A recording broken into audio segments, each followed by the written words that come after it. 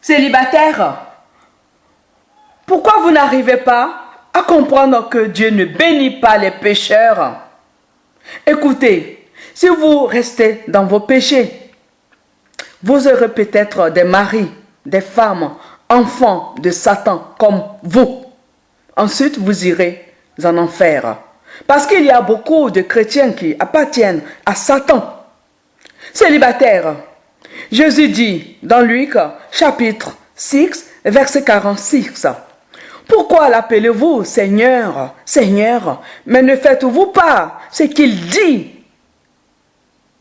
Célibataire, Jésus dit de faire quoi? Ben Jésus dit d'écouter la parole de Dieu et de la pratiquer.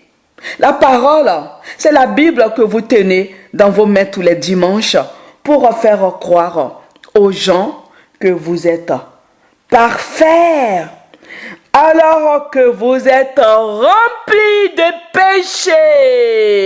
péchés.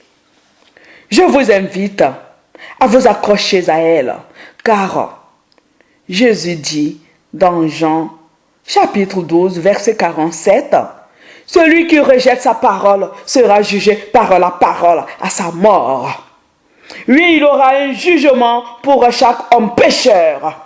L'Éternel est vivant. Je parle avec conviction. Je le connais, car il me fait voir sa gloire, sa bonté, en songe et en vision.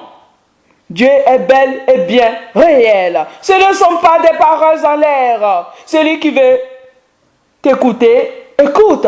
Celui qui ne veut pas écouter, qu'il n'écoute pas. Jésus m'envoie sonner la trompette pour vous réveiller, car la fin du monde est proche. Écoutez ce que j'annonce de sa part. Ne soyez pas orgueilleux, orgueilleuse, incrédule. C'est une troisième chance que le seul vrai Dieu du ciel nous donne à tous pour être sauvés. Célibataires, prenez votre mal impatience. Cherchez d'abord le royaume des cieux. Le mariage n'est pas une priorité pour Dieu. C'est lui-même qui a dit au prophète Jérémie qu'il n'aura pas de femme, ni d'enfant sur la terre. C'est encore lui qui a fait mourir la femme d'Ézéchiel pour servir de signe aux fils d'Israël avant de les frapper. Dans le chapitre 24, verset 16.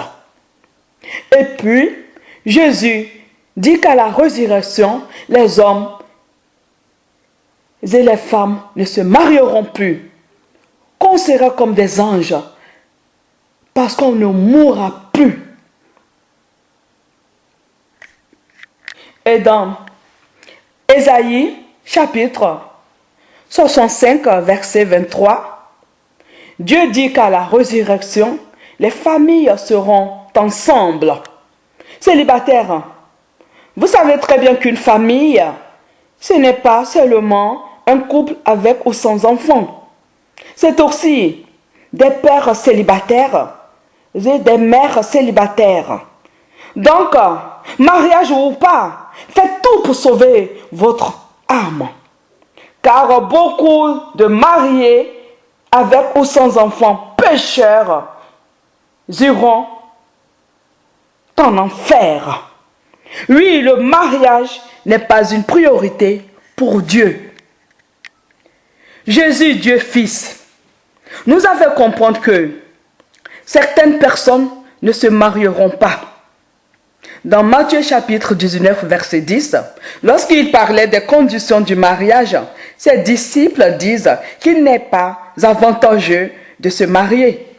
Sa réponse était que tous ne comprennent pas cette parole, mais seulement ceux à qui cela est donné.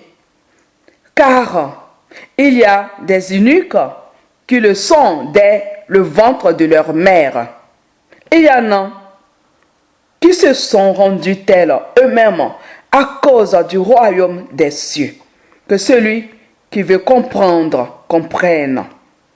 Regardez, Apocalypse, chapitre 14, versets 1 à 5.